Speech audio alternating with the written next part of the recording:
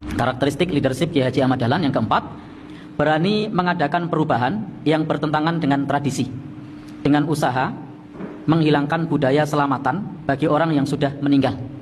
Tradisi tahlilan 7 hari, 40, 100, sampai 1000 hari. Nah, di buku ini tidak disebut setahun dan 2 tahun, tapi disebutkan bahwa beliau berani mengadakan perubahan yang bertentangan dengan tradisi, dengan usaha menghilangkan budaya selamatan bagi orang yang sudah meninggal. Tradisi tahlilan 7 hari, 40, 100 hari, sampai 1000 hari. Bagaimana Ustadz nipu dengan agama? Bikin produk bid'ah. Kepada orang yang meninggal, diperas. Kalau ada orang yang meninggal, seharusnya kan disumbang. Ini malah diperas. Hartanya dikeluarkan secara paksa. 1, 3, 7, 40. Kan itu pemerasan itu. Dalih apa? Agama. Katanya harus bersedekah. Orang yang sudah meninggal. Punten. Ibu masih punya orang tua? Bagi ibu dan bapak yang sudah tidak punya orang tua, tidak perlu mengatasnamakan orang tua yang sudah meninggal. Salatnya baik wajib maupun sunat, saumnya wajib sunat, baca Qur'annya, sedekahnya, hajinya, umrohnya, ibu dapat pahala sebagai anaknya. Orang tua yang sudah meninggal pun dapat pahala. Selesai sebenarnya. Tapi kenapa dijadikan proyek? Karena oknum ustadznya pengen cuan. Apa cuan? Duit. Apalagi Rajaban ibu, muludan. Wah, ngondang Ustadz Ansor mah cukup pakai WA. Pak Samsudin Bukhari langsung WA. Tad, jemput lagi Tad. Tad, pakai Coca-Cola. Nanti tanggal sekian ngisi ya, insya Allah. Kalau mau Rajaban, muludan, pesennya juga ngantri. Mahal deh. Ustadz nate opat. Ngaji tos Isa teh salawatan heula, pujian heula. Jam 11 baru der ngaji. Wah, meres teh deuleu. Sok taroskeun ibu. Kalau ada orang yang meninggal miskin, mau tidak mereka datang? Tidak mau. Apalagi kalau tidak ada ampau, tidak mau. Kasihan itu. Itu yang merusak agama. Anehnya ya. Orang Islam sudah sholat, sudah puasa, sudah haji, tidak tahlilan untuk orang mati, itu dibekot. Tapi kalau orang tidak pernah sholat, gak puasa, gak haji, diajak tahlilan mau, diteman. Kalau orang mengamalkan Islam dengan betul, nanti mesti menghadapi ujian-ujian.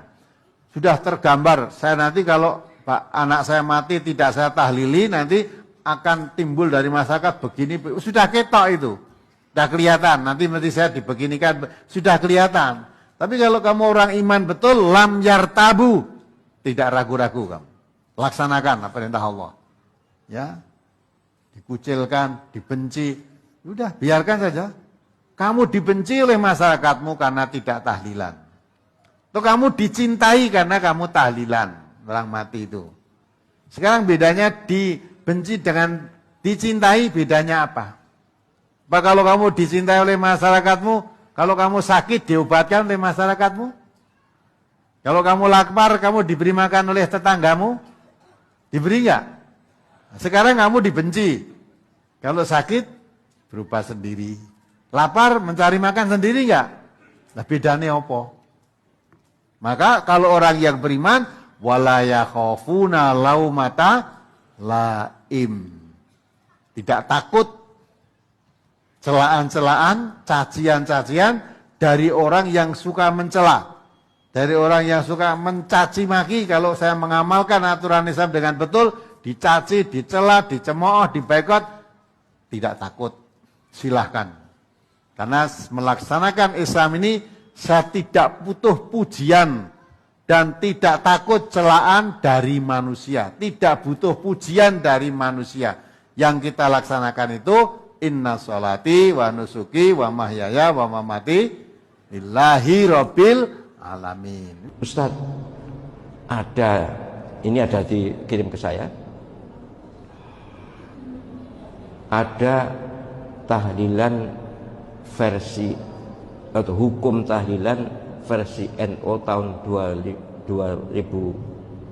tahun 26 1926 itu katanya makruh, bahkan 3 hari 7 hari itu bid'ah. Apa benar? Wah, ini sensitif ya, sensitif ini. Tapi saya harus katakan juga, jangan ada yang merasa tersinggung, saya juga tidak mencela. Memang NU awal, kan saya meneliti Basul Masail, dokter saya kan Basul Masail, jadi saya agak ngerti ya tentang Basul Masail sejak tahun dari 1926 sampai 1999 itu yang saya teliti. Memang awal-awal NU dulu, terutama di era Mbah Hashim, itu ya seperti itu. Ikut Imam Syafi'i lebih kuat dibanding 3 mazhab lain. Dulu itu, jadi NU itu lebih cenderung mazhab Syafi'i begitu. Lah, Imam Syafi'i kan berpendapat bahwa hadiah pahala tidak nyampe, tidak boleh. Itu yang diikuti awal-awal NU tahun 2006, apalagi 2006 ya, tahun 1926. Memang iya, ada rekamannya, ada rekam jejaknya, ada dokumennya, dan saya punya dokumen Basul Masail sejak 1926 sampai 1999 saya punya. Iya, memang. Bahkan 3 hari, 7 hari, 40 hari, 1 hari dan seterusnya bid'ah. Di dalam kitab I'anatul Talibin, soal masalah tahlilan, ma yaf'alun nasu minal istima' indal mayyit wa sun'it ta'am minal bid'il munkara. Enggak tanggung-tanggung, allati yusabu ala man'iha.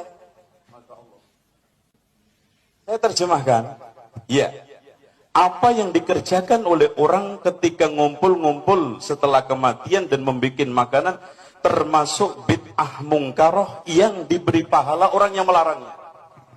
Saya yakin semua Pak Kiai tahu kitab ini, I'anatul Talibin.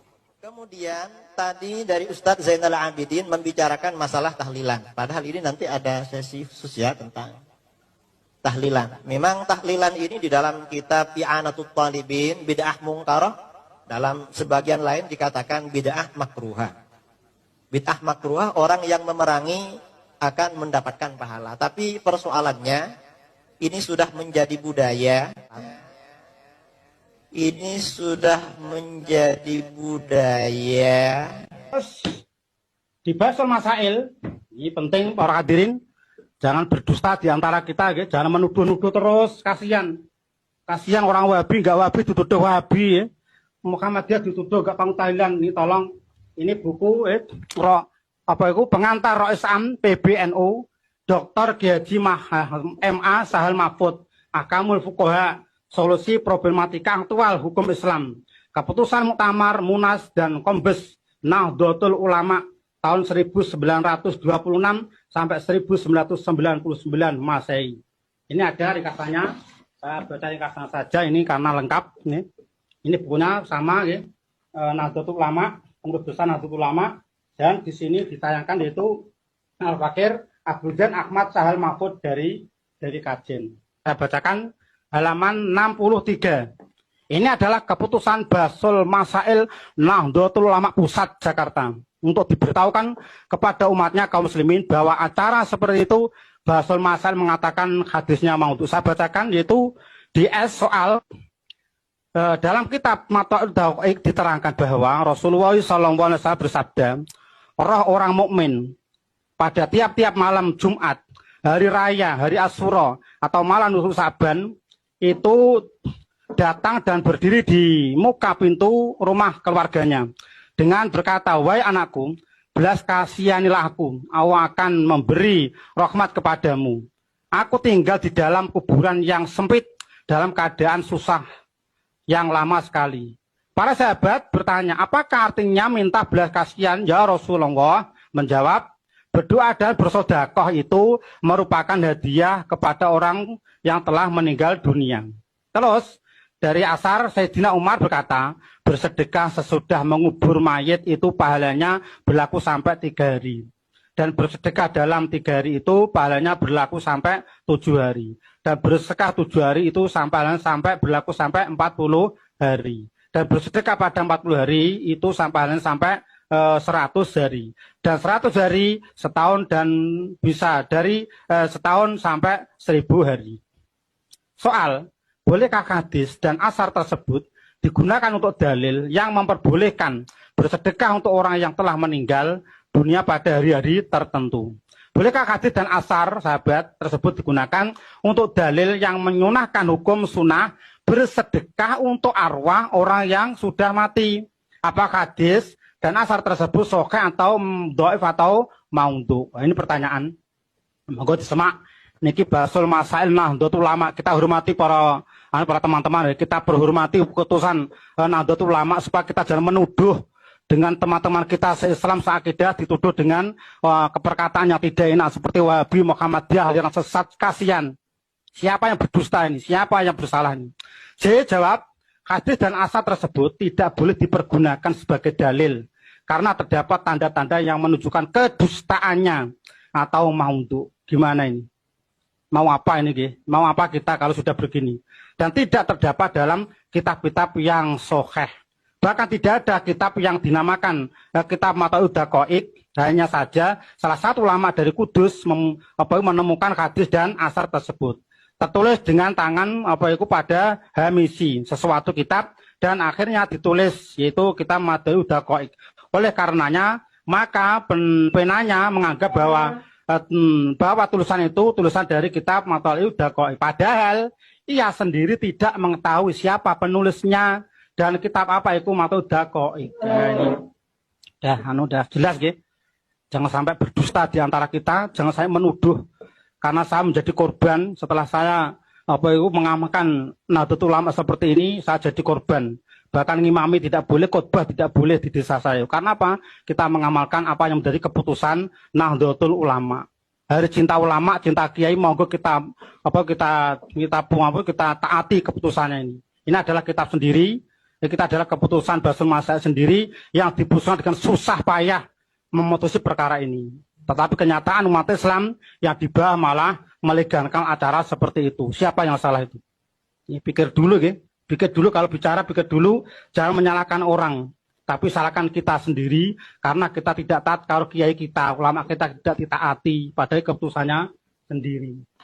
Ini adalah fatwa ulama NU pada Muktamar tahun 1926 tentang tahlilan kematian. Ingat, ini NU, NU-nya langsung. Muktamar Nahdlatul Ulama NU memutuskan bahwa selamatan kenduri kematian setelah hari wafat, hari ketiga, ketujuh, dan lain-lain sebagainya adalah makruh, ratapan terlarang, bid'ah tercela, ocehan orang-orang bodoh, berikut apa yang tertulis pada keputusan itu. Ini bukan saya yang ngomong ya teman-teman, tetapi putusan dari Muktamar Nahdlatul Ulama pada tahun 1926. Kalau kalian mau protes, jangan protes ke saya. Saya hanya membacakan. Pentasafuran sebagian tirkah bertujuan kepada sedekah bagi si mayit selama 1 bulan berjalan dari kematiannya. Sebab tradisi demikian, menurut anggapan masyarakat harus dilaksanakan seperti wajib. Bagaimana hukumnya? Beliau menjawab bahwa semua yang dilakukan sebagaimana yang ditanyakan di atas termasuk bid'ah yang tercela.